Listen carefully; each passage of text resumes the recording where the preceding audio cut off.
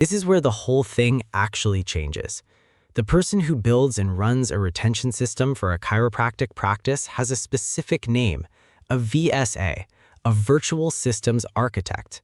Not a virtual assistant, not a task taker who follows a checklist and comes back with questions every hour. A VSA documents the process, builds the system, and then owns it. That's the whole thing. Here's how that's different from what most practice owners try. When you hire a task taker, you are still the brain. You are still deciding what needs to happen next, answering questions, catching mistakes, holding the whole operation in your head. You're just outsourcing execution. That's helpful, but it doesn't scale. A VSA comes in and shadows how things are actually happening in your practice, even if how things are happening lives mostly inside your head. They pull that knowledge out and turn it into something documented, repeatable, and runnable by someone other than you. Then they build the tools around it. Then they run it. So when I walk you through the specific retention systems that move the needle in chiropractic, I want you to hear all of it through that lens. These aren't things you need to go figure out how to build. These are things a VSA builds and owns.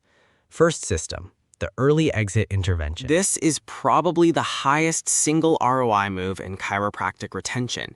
You are looking for the signal right around visit 3 or 4 that a patient is about to decide they're done. Pain relief is the trigger. When someone says, "I'm feeling so much better," that is a yellow flag, not a celebration, because without an active response at that moment, there's a real chance they don't come back for visits 5 through 14. The intervention doesn't have to be complicated. A structured conversation script at that visit, an automated message that goes out within 24 hours of any appointment where a patient logs significant improvement, a plain language breakdown of the difference between feeling better and being done. That explanation alone changes how patients think about the next appointment.